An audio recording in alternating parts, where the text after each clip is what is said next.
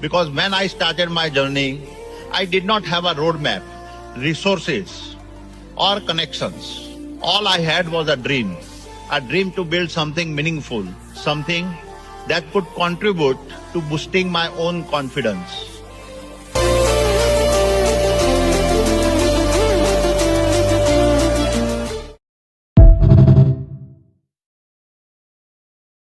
कि कोई भी सक्सेसफुल आदमी होने के लिए आप नियत और मेहनत और बाकी आप ऊपर वाले के ऊपर छोड़ दो और वही एक फॉर्मूला है। अब देखिए ऊपर वाले पर भी कितना छोड़े गौतम भाई। दिसंबर 2021 में आपकी वेल्थ थी 9,62,322 करोड़। दिसंबर 2022 में साल भर में 18,64,579 करोड़। एक साल में 9 लाख करोड़ रुपए ऊपर वाला कितना दे रहा है? बहुत लोग आपके जैसे गौतम अडानी बनना चाहते हैं, उनके लिए आपकी क्या राय है? देखो, ये कंट्री बहुत अपॉर्चुनिटी थ्रू कर रहा है। आप उसको परखने की कोशिश करो और उसके ऊपर मेहनत करो। और कभी शॉर्टकट में आप सक्सेसफुल हो जाएंगे, उस तरह का दिमाग से हटा दो। सक्सेसफुल हर आदमी होता है, उसको टाइम लगता है। कोई जल्दी से हो जाता है, कोई थोड़ा टाइम वक्त लगता है। और आप वो उसके मार्ग के ऊपर कंटिन्यूस आप चलते रहेंगे तो वो सक्सेस का आपका डोर खुलेगा। और उसमें मेरे को कोई आपके अंदर में वो उसकी रुचि होनी चाहिए। ऐसा नहीं कि मैं उसको देख लिया मैं वो बन जाऊंगा। आप उसके चक्करों में छोड़ दो। आपको जो अंदर से रुचि है, जो चीज़ की, वो रुचि के ऊपर आप आगे बढ़ो।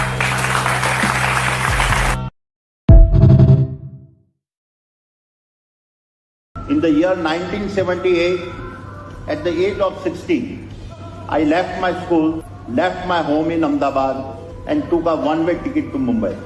I had no idea what I would do, but I was clear that I wanted to be an entrepreneur.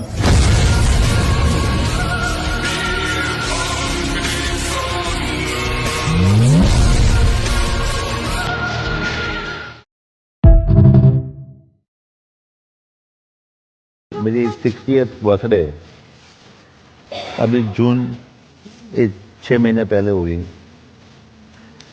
तो हम लोग फैमिली मेंबर्स बैठे थे उसके 10 दिन पहले, और फैमिली मेंबर बात कर रहे थे कि मेरे को क्या गिफ्ट दे रहे 60th बर्थडे का। तो मैंने बोला कि आपको जो मेरे को गिफ्ट ही देना है तो अपनी जो फैमिली की वेल्थ है उसमें से 60,000 करोड़ आप फाउंडेशन को दे दो।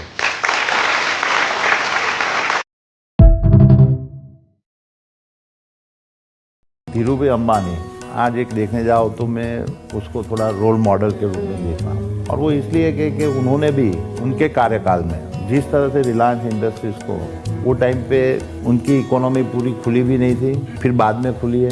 और जिस तरह से उन्होंने एक देश को एक दिशा दिखाई है, बड़ा किस तरह से सोचना चाहिए, और उससे मैं काफ़ी प्रभावित हूँ। मुकेश भाई ने उसके बाद में काफ़ी आगे बढ़ा है। वो अलग है अपन first generation point of view. और मैं समझ सकता हूँ कि जब किसी के पास पैसा नहीं होता है लेकिन विचार बहुत बड़े होते हैं तो वो आपको ऑलवेज अट्रैक्ट करते हैं। सर, आप करोड़ों लोगों के रोल मॉडल हो, आपका कोई रोल मॉडल जो आप हम सबके साथ शेयर करना चाहो? धीरूभाई अंबानी आज एक देखने जाओ तो मैं उसको थोड़ा रोल मॉडल के रूप में देख रहा हूँ। और वो इसलिए कि उन्होंने भी उनके कार्यकाल में जिस तरह से रिलायंस इंडस्ट्रीज को, वो टाइम पे उनकी इकोनॉमी पूरी खुली भी नहीं थी, फिर बाद में खुली है। और जिस तरह से उन्होंने एक देश को एक दिशा दिखाई है कि बड़ा किस तरह से सोचना चाहिए और उसको किस तरह से, और उससे मैं काफ़ी प्रभावित हूँ। क्योंकि मुकेश भाई ने उसके बाद में काफ़ी आगे बढ़ा है।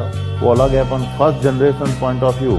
और मैं समझ सकता हूँ कि जब किसी के पास पैसा नहीं होता है लेकिन विचार बहुत बड़े होते हैं तो वो आपको ऑलवेज अट्रैक्ट करते हैं। एंड पर्टिकुलरली जो मैं फर्स्ट जनरेशन एंटरप्रेन्योर्स हूँ तो वो नेचुरली मैं देखता हूँ कि उन्होंने बहुत अच्छा काम किया।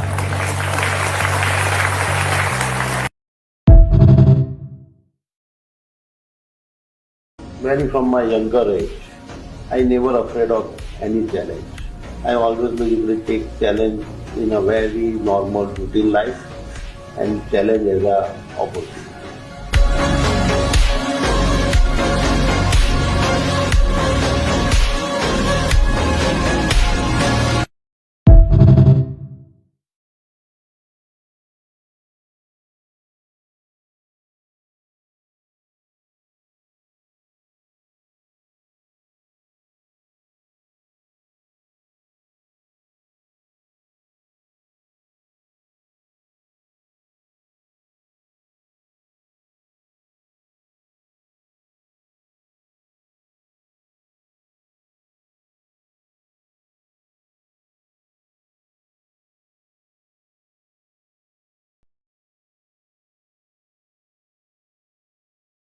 लेकिन कहानी तो ये भी है ना, आपके पास एक स्कूटर था और आज आपके पास में जेट एयरक्राफ्ट का, हेलीकॉप्टर्स का एक फ्लीट है। कहां से कहां आ गए? रजत भाई, इतना बता सकता हूँ कि मैं ग्राउंड से जुड़ा हुआ आदमी हूँ और आज भी मेरे को स्कूटर चलाने वाला, रिक्शा में जाने वाला, बस में जाने वाला या जेट में जाने वाला, उस सब हर आदमी की मानसिकता क्या होती है उसका मेरे को पूरा अंदाज, क्योंकि मैं वो जर्नी से पास किया हूँ।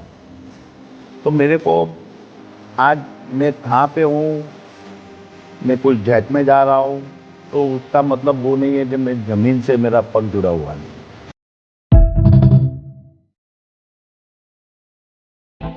All I knew was that I wanted to do something different and do it on my own.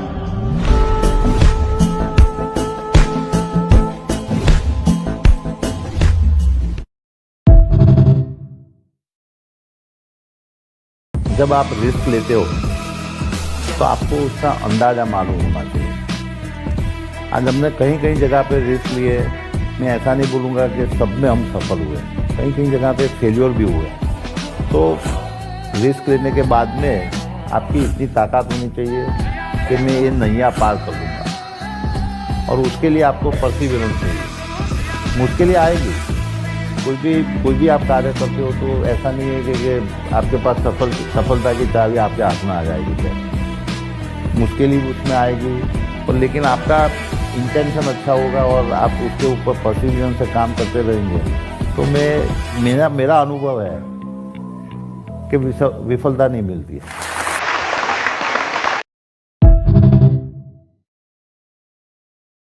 Adani group की एक फिलॉसफी रही है कि कोई भी चीज़ विदाउट बिडिंग अपने को टच नहीं करने का है। तो आइदर मेरा पोर्ट्स हो गए, एयरपोर्ट्स हो गए, रोड हो गए, पावर हाउस हो गए, एक भी बिजनेस हमने विदाउट बिडिंग काम नहीं किया है। ये तो बात ऐसी है कि आप परीक्षा के अंदर आप 1 नंबर पे आ गए तो बोलता है कि 1 नंबर पे आप कैसे आ गए, तो कोई कहेगा पर्चा लीक कर दिया होगा। हाँ, तो वो आक्षेप होना चाहिए। आज हमारे ऊपर वो आक्षेप राहुल जी ने भी नहीं डाला है कि भाई क्योंकि ये बिडिंग प्रक्रिया के अंदर कोई गड़बड़ी है और वो गड़बड़ी की वजह से आपको ये मिला।